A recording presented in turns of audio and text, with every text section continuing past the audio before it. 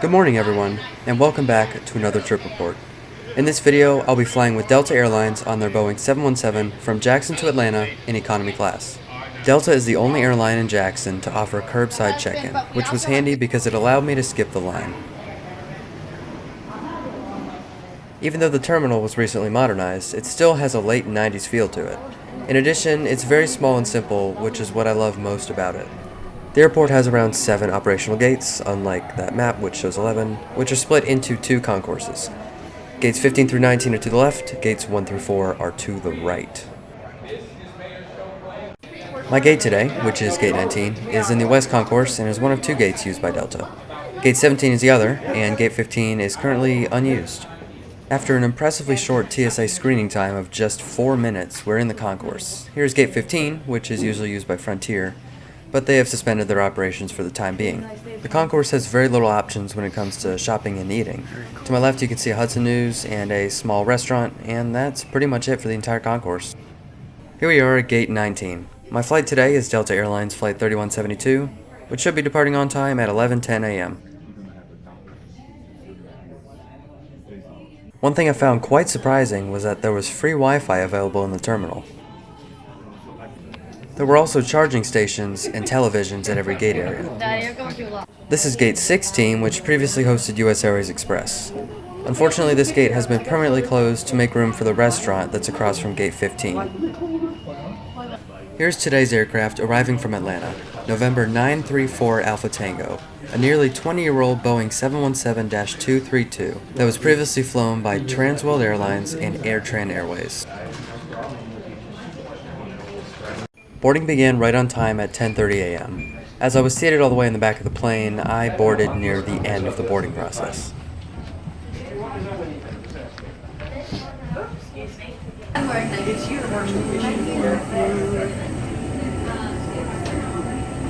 I didn't film it, but Delta's first class cabin on the 717 is in a 2-2 configuration, and their economy and economy plus cabins are in a 3-2 configuration. My seat on this flight is 26E, which, as you'll see in a minute, provides a great view of the engine and the wing. There's a decent amount of knee room for someone who's 6'1", and there's also 18 inches leg room, which was limited by my backpack. The tray table lowers by a push button, and it does extend as well. In addition, there are 2 universal power ports and USB ports per every 3 seats. We began our pushback about 8 minutes late at 11:18 a.m. I'm going to be quiet now and let y'all enjoy this departure from runway 16 left, flying direct to the Meridian VOR. The forward doors are equipped with detachable signs that can be used for flotation. Once again, this aircraft has 2 forward doors, 1 on each side, 4 window exits over the wings, and an additional exit at the back. All exits are clearly marked with exit signs and instructions for operation. In an emergency, lights will illuminate the aisle to guide you to an exit. Please locate the exit nearest you and keep in mind they may be behind you. In the event of an evacuation, leave all carry-on items behind. If there's a loss of cabin pressure, a panel above your seat will open, revealing oxygen mask. If this happens, reach up and pull a mask toward you until the tube is fully extended. Place a mask over your nose and mouth. Slip the elastic strap over your head and adjust the mask if necessary. Breathe normally and note that oxygen is flowing even if the bag...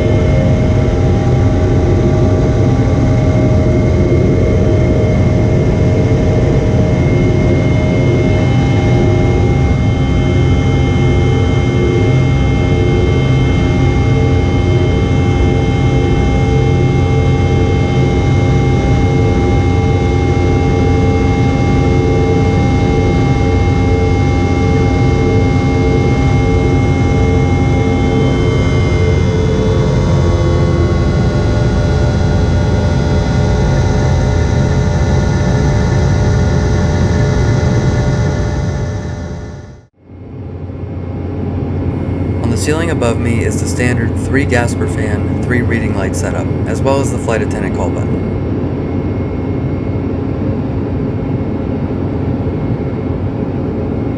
The seat back pocket includes the basics, such as the menu card,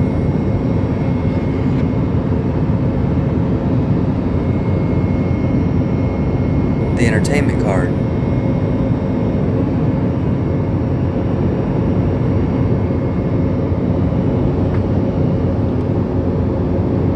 the safety card, and Delta's Sky magazine.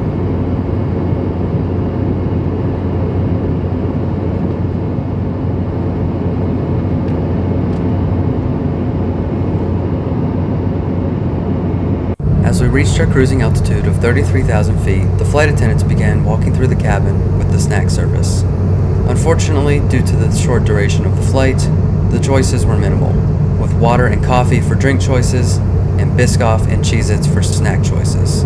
As I usually do, I chose the Biscoff cookies, as they are one of my favorite things that Delta serves on their domestic flights. Free in-flight Wi-Fi is also available, but it does have its limits. Included with the free Wi-Fi is Delta's entire Delta Studio product, which includes a wide selection of movies, TV shows, music, and books, as well as free talk and texting. The only problem I found was that flight tracking was not available. After cruising for only 10 minutes, we began our descent into Atlanta. I'm going to again be quiet so that you guys can enjoy our approach into runway 28 at Atlanta via the Hobbit 2 arrival.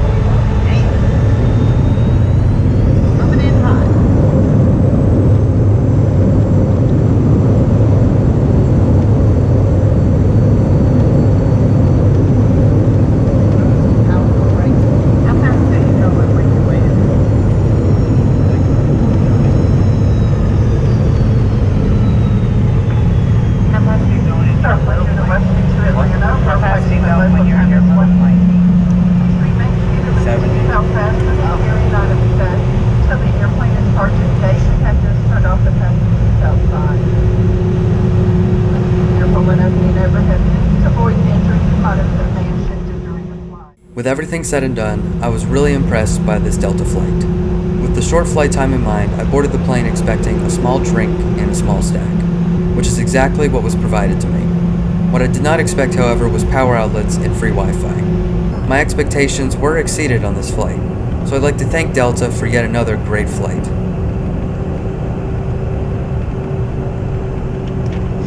Even though we left the gate in Jackson 8 minutes late, we arrived to gate C34 in Atlanta 15 minutes early.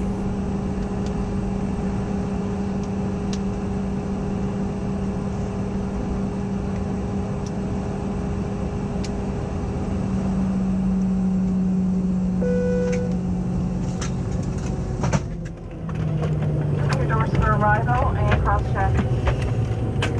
Once again, I'd like to thank Delta for such a wonderful flight. I'd also like to thank y'all for watching this video today. If you did enjoy, make sure to hit that like button. If you didn't, dislike and comment why. And make sure to subscribe for more videos like this one. Now it's time for me to catch my connecting flight to Fort Myers. So I'll see y'all in another video.